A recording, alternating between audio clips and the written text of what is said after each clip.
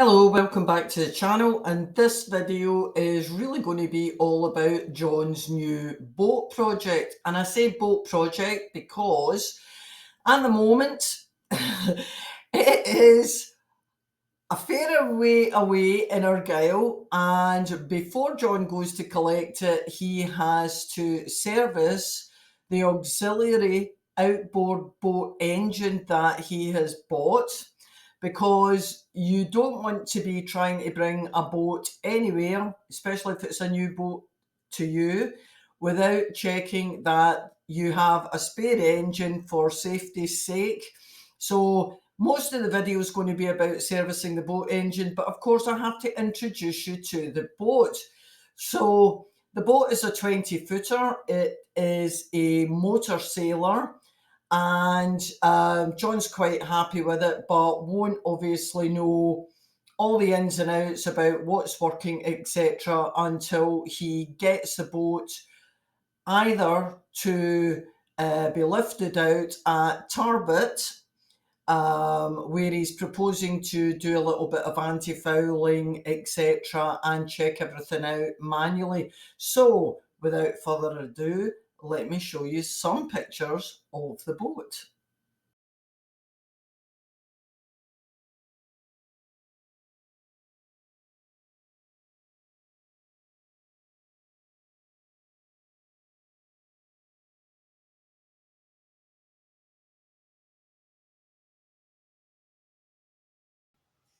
Hi guys, John here again. Some of you may know I have bought a boat. It's got an inboard engine. It's a motor sailor. It's got a 25 horsepower inboard diesel, which will punt it along about 5 or 6 knots. However, should you lose that engine, the backup engine now purchased is a Johnson 9.9. It's a long shaft because I need the long shaft. You do get a short shaft version. This is the long shaft. They're a wee bit hard to find. Being probably about 18 inches longer than what the normal standard is. However, this one needs service, so part of that service would be to go into the water impeller. People start these on dry land and then they just destroy the little rubber impeller that's in there. I can't show you one because I'm waiting on the bit coming, but I know where it lives, and it lives inside here. It lives inside the casing, down above the gearbox. So I've got to drop the leg off, and you'll see when I do it, and I'll try and show you what I'm actually trying to do. The only other thing would be gear oil, spark plugs, fuel filter, and we're good to go. Check the electrics. It's also an electric start, which is good for me because I can just press a button and hope it does run, and it runs pretty good. However, I would always change that impeller because you don't know the history of it. If it don't pump water, it'll overheat and bang, you've just lost an engine. So that's where we are at the moment of doing it. Undo these screws here, there's 3 on each side. We'll drop that down, and then we have to disconnect the gear linkage, which lives in here. So there's a little rod with a screw in it. We'll take that off, and then this whole leg then will come off, and then that'll expose what we want into. So this is a shaft off now, released. You undo a little screw here, and that just disconnects the gear. Pull it down. The only other thing that's on here is a seal. There's just another seal on there, and the impeller lives in here. So it's important we do check it, and then we know where we are. If it put a new one in it, keep that one as a spare, or just get another one as a backup. Every year, I tend to service my outboards every year, and every year I would change the impeller. It just makes sense to do it. Hi guys, so this is us got the lid off now. So the only other thing here is a little water seal, which will come with a new one. You get a top bush as well, so that'll all come with a new one. This is the impeller, and I'm looking at this one. It looks pretty good actually, but it was worth doing it just for the sake of put a new one in it. The only thing that's missing to here is a little woodruff key, which is here on the shaft. So you get this plate on the new one, and you get another key as well with the kit. So it's important you don't lose this wee guy, because that's what drives your impeller. So don't lose that. You get a new one in the kit anyway, so you're good to go. We're going to go and have lunch, however, we can't get in because the handle's felty bits. Felty bits, basically. So we just need to go and make a handle up. I need to go and see what bits I've got. See if we can put this one back together again using various bits that I have in my shed. Is there a bit missing? No, there's lots of bits missing. Which bits are missing? The springs in here. Oh. So I'm off to see what I can do. Right. That bit's okay, it's functioning. Unfortunately, the other bit's not.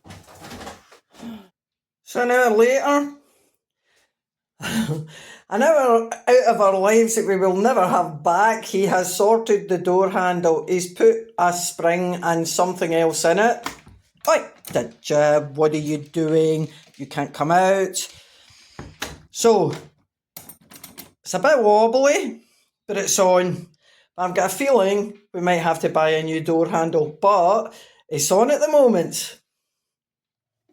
Here we go, history of an engine cover. Inside, you can see in here, we've managed to re-cement this back in. Just used a glass fibre mix called P40, Isopon P40. So we've put a nice bead round it. This side we've put back. Now I had a big lump taken out of here. So we've filled that in, get a primer, we'll get a top coat on it, we'll get back to an enamel cream.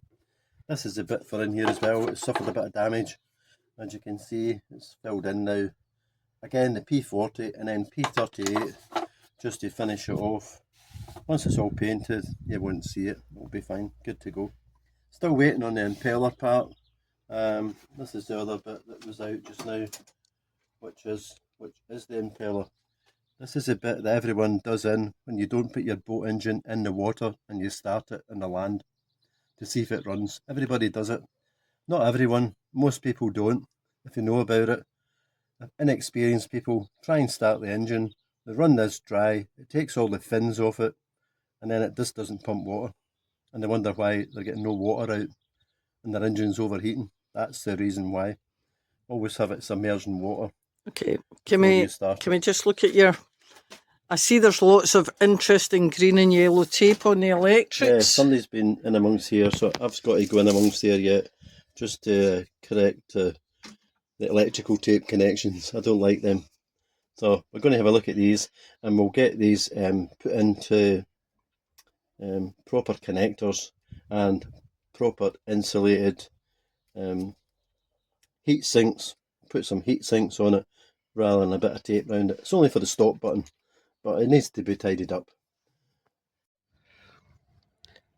What a cracking day to be at the seaside. And I'm at Lamlash, and that is Holy Isle that I'm looking at. And look at all the little boats, absolutely lovely. So Lamlash is quite the boaty place, and that's part of the reason why I'm here, because although I'm looking at the view, and very nice it is too, John is in the chandlery. And a chandlery, if you don't know, is basically a shop where you can buy stuff for your boat or yacht. Usually quite expensive. I'll learn that shortly when he returns from the shop. Because the plan is that Tuesday, we're hoping, if it's confirmed, will be the day he collects his boat. And that's going to be an epic adventure, I'll tell you. Going back to where we were with the outboard, changing the impeller. This is the housing that sits here. Yep. And this is the part you want to be changing. So this is the old one? This is the water pump, basically. So this is the old one. So you get a new one, you just get a new kit. It's only about £9, £10 for a kit. So just get a whole kit. Take it all out carefully. Make sure you use a grease to put it back together again. Preferably a white marine grease. Give it a little grease. Get it all back in there. Make sure you've got the rotation correct. So at this point, this would be worth saying, if you're not sure about what you're doing, when you're taking it apart, use a mobile phone. Yeah, your pictures. Yeah. Now you know the order of them, where they come out. You've got that in there. You've got a little keyway as well that you've got to locate. There's a little keyway on that, which goes onto the drive shaft. So that lot's all got to get assembled in there. Then you slide it down in there to where we are here, and the only other thing then is an O-ring seal on there, and the only other thing you've got to do is put a new O-ring on here, which I have in the packet. It's here. This is my O-ring seal. This is the O-ring for here, the top one. Right. So a bit of grease on that and put it on and you're good to go. So have you done all this now? It's just assembled now, just loosely. It just needs tightened up now. Okay. This one you can just keep for spares. Right. I mean, it will do you in an emergency. It's not the worst I've seen. But they just get a bit brittle and they just get perished. It's salt water. They're running in salt water. If it was running in fresh water, it maybe last a bit longer, but people tend to start the engines on the land with no water in it. So this bit here is all dry, and then they start it and they just tear the teeth off. These teeth just disintegrate if you run this dry without water in it. So don't do it. So this is your gear linkage here. This just pulls up and down and it locates in through here.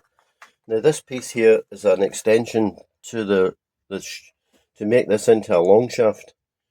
So it could just be a short shaft that you have, but this is a long shaft one, and the access is through there. There's a little flathead screw in there. You undo that and that will slide out. Okay. When you put it back in, you locate that back in, tighten it up, and then assemble the leg. Then you're just checking the rotation of it. Engage the gears. You've got to put it into forward for the screw to come down so you can get it, because it will travel up and down. See, it's disappeared now. So you've got to do that. Probably in reverse to get it. You'll see it moving in here. You see the little lever going? That's it in forward, that's it in reverse, and I can see the hole now. So into reverse for assembling it. Put the screw back in, job's done.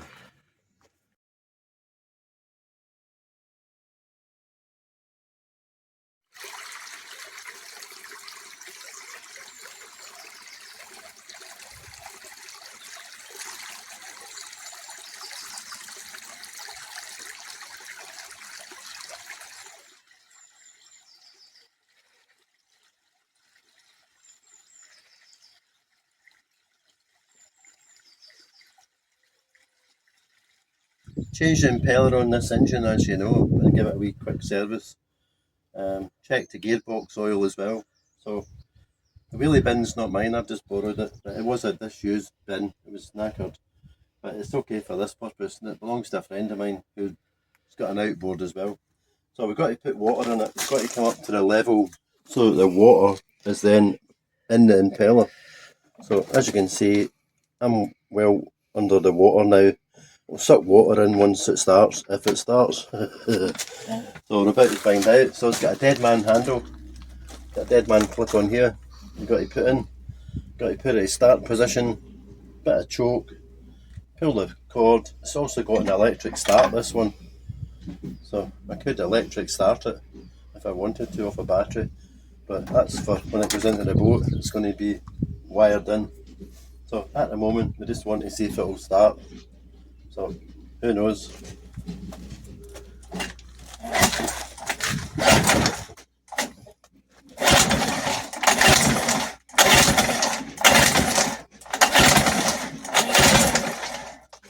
Who knows? You need to do it, man. This is what we're looking for. Telltale pumping water out. All right.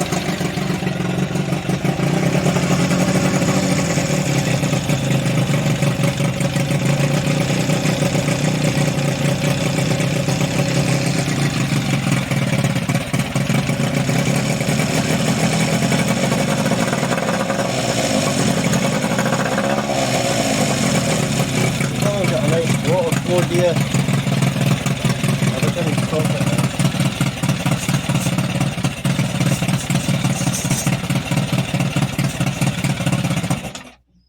Just pull the dead man out of it. Mate, it's a pain to start where it is because of the angle I'm at. I can't get it any further. It's a straight pull out, it's fine. You'll be able to start it, no problem. It's a good reliable engine. I know the engine and it's fine. So we'll get this mounted on the boat next, once we get it out of the water, which might be towards the end of this week or the beginning of next week. I'm waiting on anti-fill paint coming. So that's a whole new chapter. And then we'll get this mounted onto an engine mount at the back. It's a long shaft, so we can just lower it into the water if we need it. It's a good standby. Cracking engine, good.